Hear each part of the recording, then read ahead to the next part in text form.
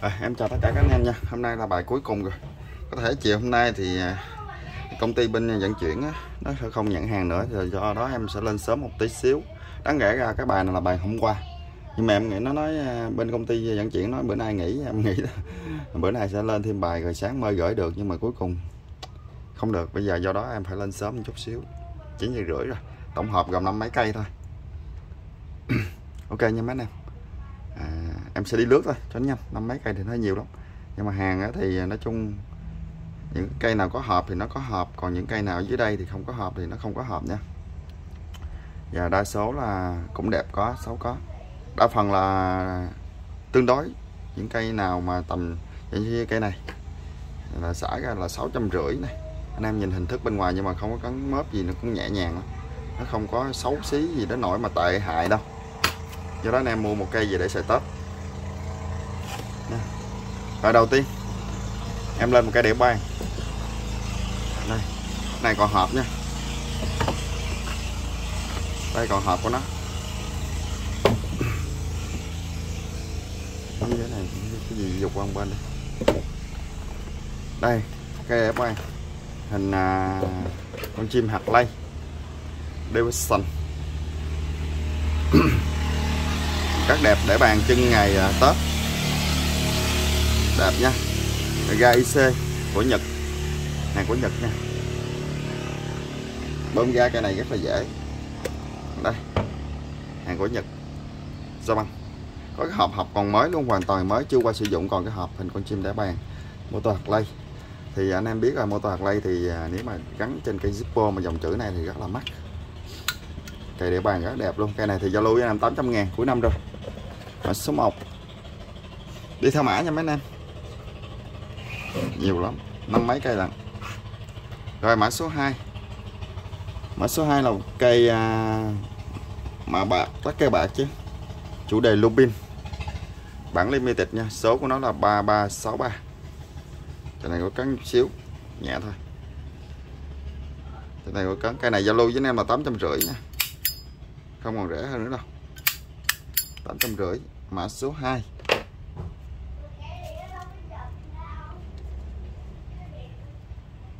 dòng Lubin rất là mắc, ngày xưa bán triệu mấy không ạ, ít nhiều phải 150. Rồi mã số 3, mã số 3 là một cái Lubin luôn. Cái này tình trạng là mới, khắc ăn mòn axit đổ sơn, bản limited đây, số của nó là 0429, tình trạng là mới, nhưng mà cái này nó mắc cái nắp nhựa ở trên rồi. Rồi 1,1 triệu. Mã số 2, mã số 3. Mã số 4 cũng là một cây mới, mắc cái nắp nhựa ở trên nha, chưa qua sử dụng, lắc cây bạc. Rồi cái này được sản xuất vào năm 1999. Rồi 98. Rồi 1,1 triệu luôn nha. Đời lá mã đó mấy anh, 1,1 triệu nha. Mã số 4 1,1 triệu. Mã số 5, mã số 5, cây này được sản xuất năm 1999 luôn, sơn hấp nhiệt, tình trạng còn đẹp, không cắn mớp nhưng mà có chóc sơn. Chóc sơn đây, cốt đồng, xài thời gian nó sẽ ra đồng. Rồi cái này thì giao lưu với anh em 750, cái hộp zin của nó nha, 750. Mã số 5, mã số 6, đầu cây hoàn toàn mới 100%, chưa qua sử dụng, còn hộp, khắc ăn mòn axit, ba mặt rất đẹp. Ở phía sau có cái hoa văn.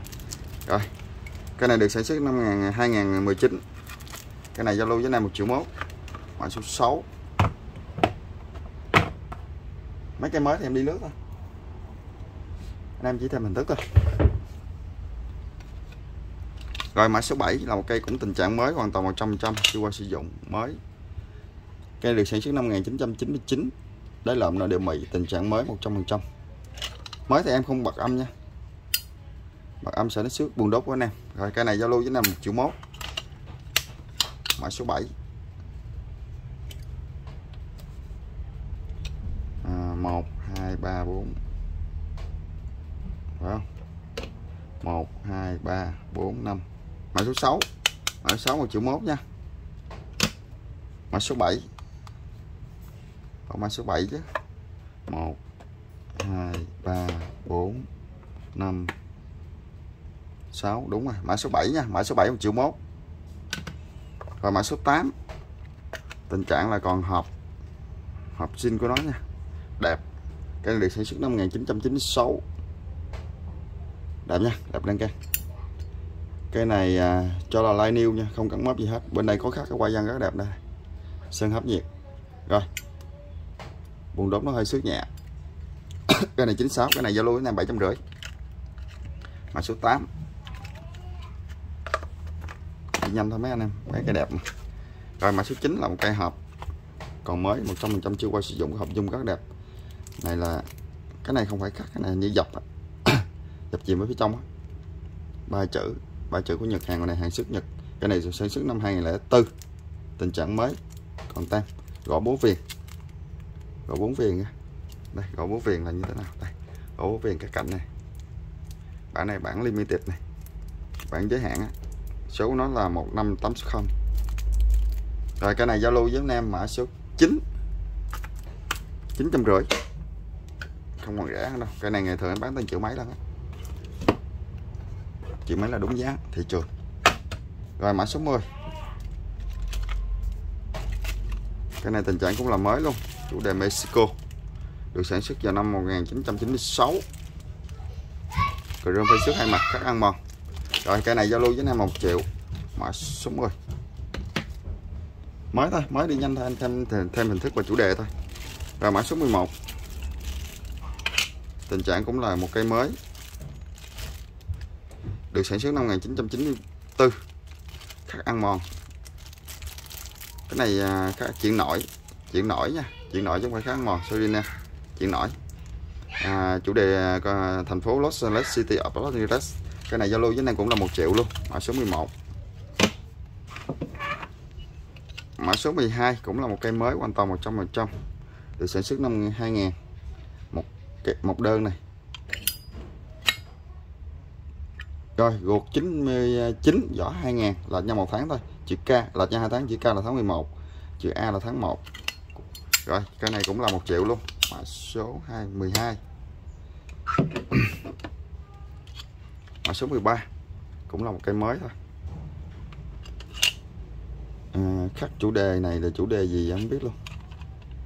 Đây, học sinh của nó nha, rất lạ. Cái này được sản xuất năm 1993, tình trạng còn mới, còn lớp keo luôn, mới hoàn toàn. Rồi cái này giao lưu với anh em cũng là 1 triệu luôn, mã số 13. Em để lại như vậy để không có lộn mã hàng của anh em. Rồi mã số 14, cái này có hộp khắc mòn axit, chủ đề American 1933, này được sản xuất vào năm 2003, tình trạng là đẹp, đẹp nha. Rồi cái này giao lưu với em 650, đẹp, kháng mọi axit màu sơn rất đẹp, 650 nha. Mã số 13, mã số 14. Rồi mã số 15, rồi cây vintage, đầu bằng nắp bằng chặt gốc mạ vàng, tình trạng mới 100%, chưa qua sử dụng, sản xuất vào năm 2021, gột vàng, mới nha, học sinh của nó đây, vintage này. Cái này giao lưu với anh em mã số 15, 600k. Mã số 16 là một cây tẩu, nha. Cái này được sản xuất vào năm 2012, tình trạng là mới nha, mới hoàn toàn. Rồi rung phải xước hai mặt, đáy lõm nội đệm mị, cây tẩu. Cái này giao lưu với anh em là 600.000, mã số 16. Mã số 17, một cây cũng tình trạng mới luôn, cây Brazil, mới nha, mới hoàn toàn 100%.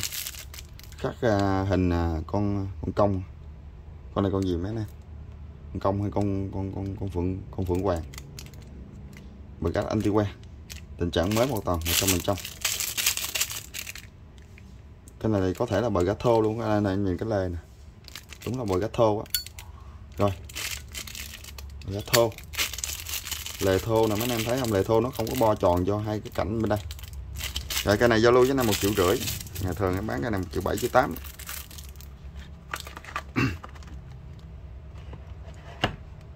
Em để lại nha. Mã số 17 1,5 triệu. Để lại gì đặng không lộn mã cho anh em lấy lên nó dính chính xác. Rồi mã số 18. Rồi một cây Amor anti wear brush, tình trạng mới 100%. Gõ búa viền chuyển nổi. Amor 2019. Tình trạng mới rất là đẹp. Đây, mới thì em cũng miêu tả nhiều thêm.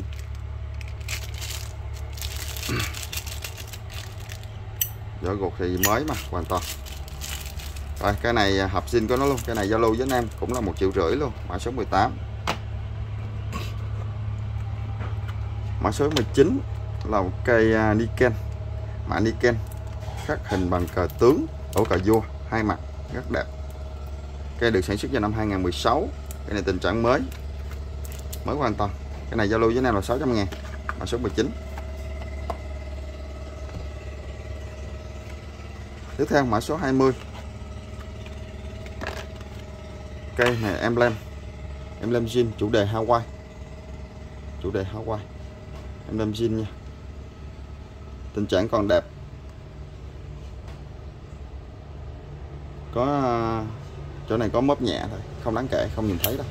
Tình trạng thì cái này đã qua sử dụng lướt. Rồi vỏ gột chung 2013. Cái này giao lưu với anh em 550. Mã số 20 550.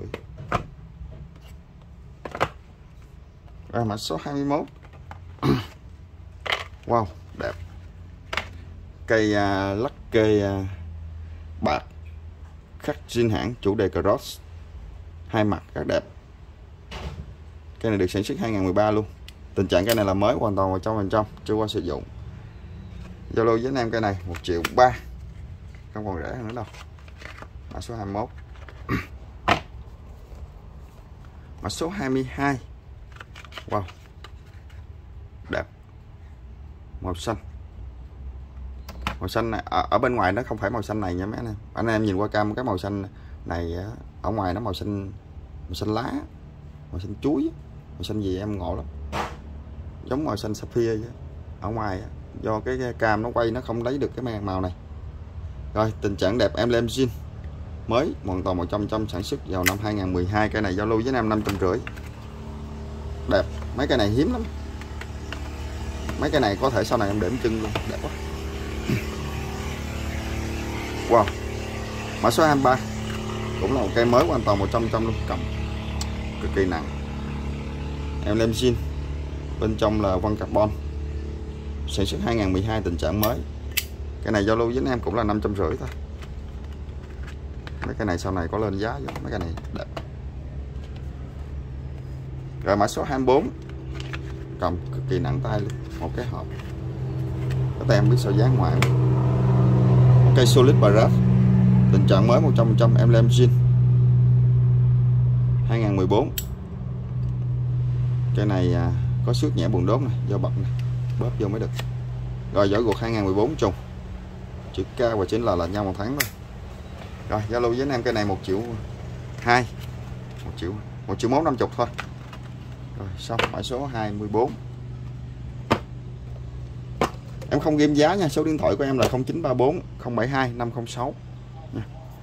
Anh em nào muốn Zalo thì hãy kết bạn Zalo hoặc là gọi lại số điện thoại trực tiếp cho em nha. Đây, em quên cái vụ mà số điện thoại nè, cũng là Zalo của em luôn nha. 0934 072 506. Anh không biết để tại vì mấy anh em thấy không, chắc sẽ thấy. Rồi tiếp theo mã số 25. Tới năm mấy cây lặng mấy này. Mã số 25, một cây lắc mạ bạc bản limited, được sản xuất vào năm 1997. Số của nó là 0721. Tình trạng là còn đẹp, âm khá hay, bánh xe bán. Cái này giao lưu với anh em 650.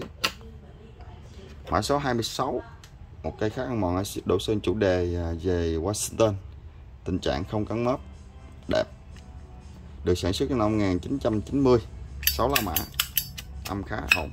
Rồi ruột mờ giai đoạn 99 8893, cái này cũng là 650. Rồi mã số 27 là một cây emblem zin đính viên đá, tình trạng có cắn nhẹ, không đáng kể, đẹp. Mùa này thì chỉ có chốt và chốt thôi.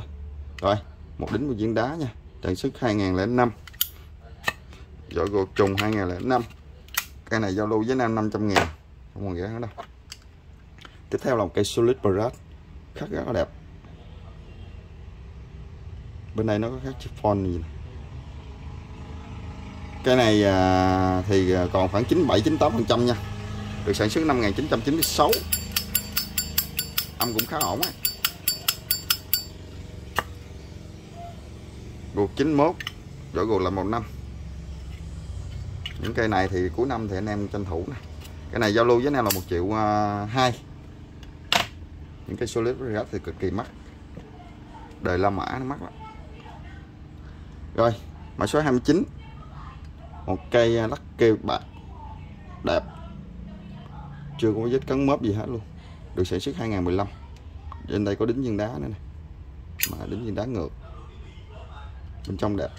Cái này là cái vỏ nó là cái vỏ mới luôn, nhưng mà sao cái gỗ nó có xước, không hiểu. Rồi 2015 trùng, cái này giao lưu với Nam 500.000. Mã số 29,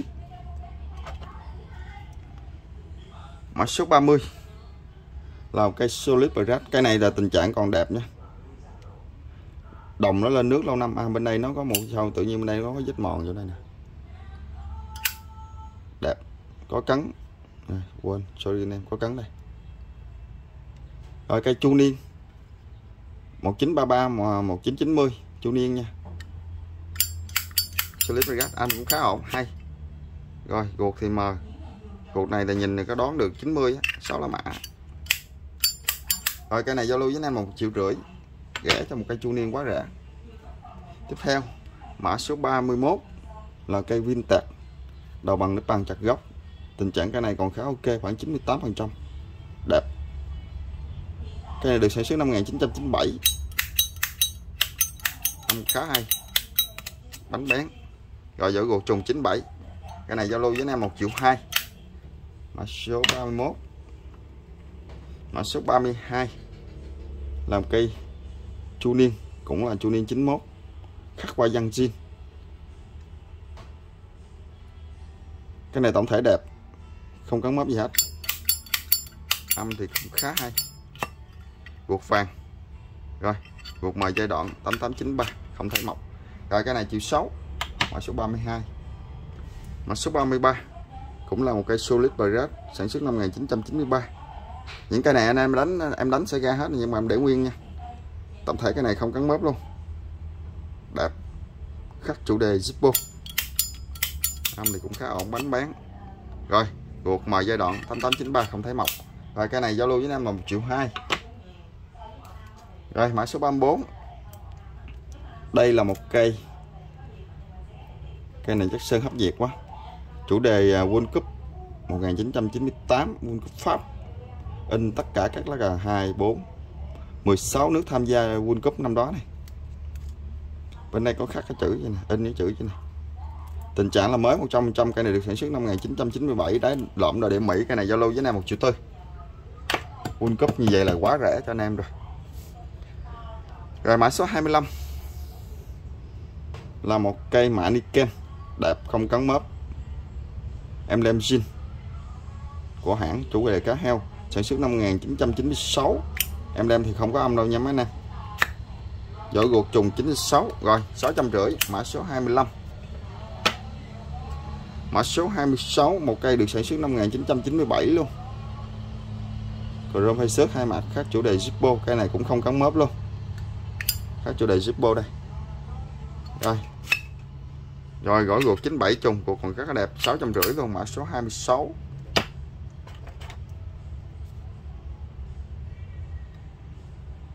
Cái này sao lạc đây vậy? Cái này năm 1985, năm nghịch quyền.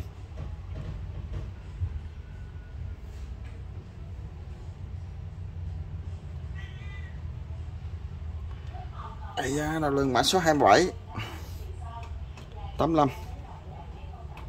Rồi cái này thì có cấn trên nắp, cấn nhâm trên nắp. Bên đây có một vết thẹo vết thẹo chày. Rồi 85 nha, âm ton âm 2, bánh bén. Rồi gỗ 85 trùng 5 gạch quyền, không gì bàn cãi. Rồi cây này giao lưu với anh em là 1,1 triệu.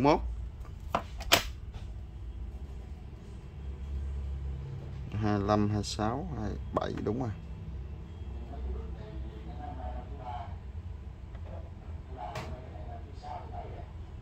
Ủa lộn. Đâu? Lộn mã rồi. Mã này là mã 35 chứ lộn. Mã là 35 là 650 nha. Mã 35 là 650 này. Mã 36 là 650 luôn. Mã này mã 37 với lộn. Đúng rồi, mã 37 là 1,1 triệu nha. 1,1 triệu mã 37. Sorry nè. Là cây 85 ấy, mã 37 nè. Rồi tiếp theo là mã 38 này. Lộn mã trên. Rồi mã 38 cây, một cây thì về để sử dụng, cấn móp nhiều, hơi nhiều một xíu. Được sản xuất vào năm 2000. Âm thì cũng khá ổn á, ton á.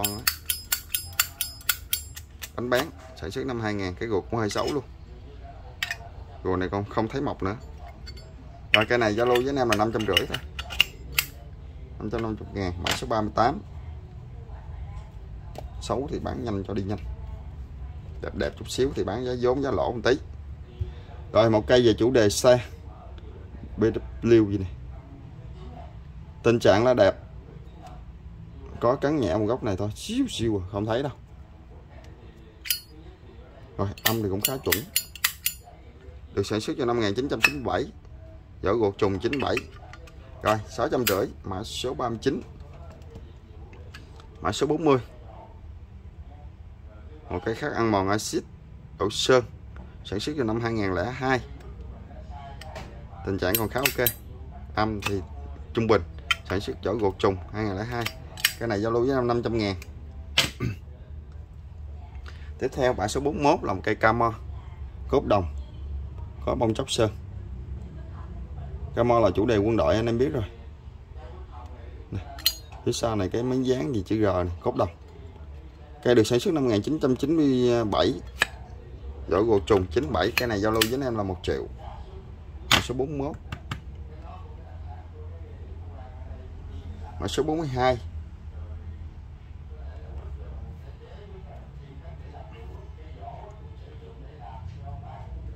Ủa cắt. Một cây này thì không biết miêu tả nha, nói chung là đẹp, nó khác gì đấy. Cái này cũng tương đối hiếm. Cái được sản xuất năm 1991. 7 lá mã, chữ xéo, đáy lồi. Âm thì cũng khá ổn. Rồi một mờ giai đoạn 8893. Cái này giao lưu với em 700.000. Mã số 42.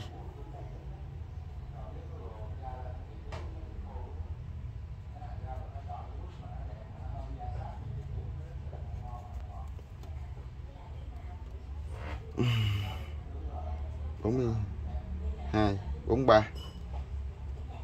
Mã số 42 phải không? 42700. Đúng rồi, mã số 43. Một cây được sản xuất vào năm 1993. Có cấn. Rồi 600.000. Ruột mờ giai đoạn. Mã số 43. 600. 42 43 600. Rồi mã số 44 là cây được sản xuất vào năm 2015, tình trạng mới còn tem, 400.000. 44.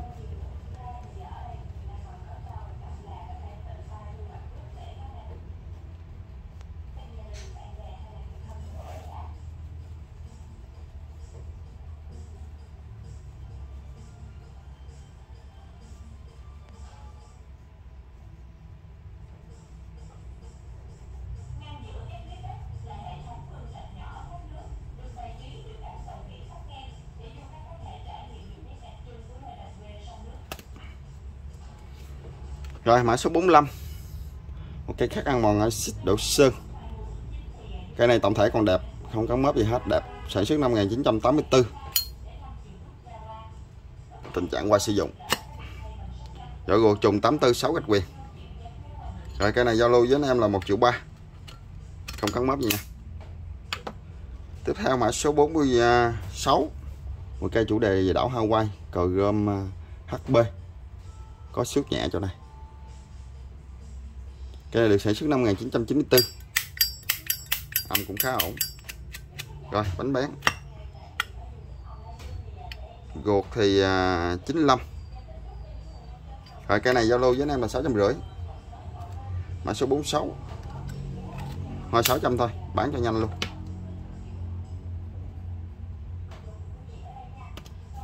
Rồi mã số 47, cũng là một cây khắc ăn mòn,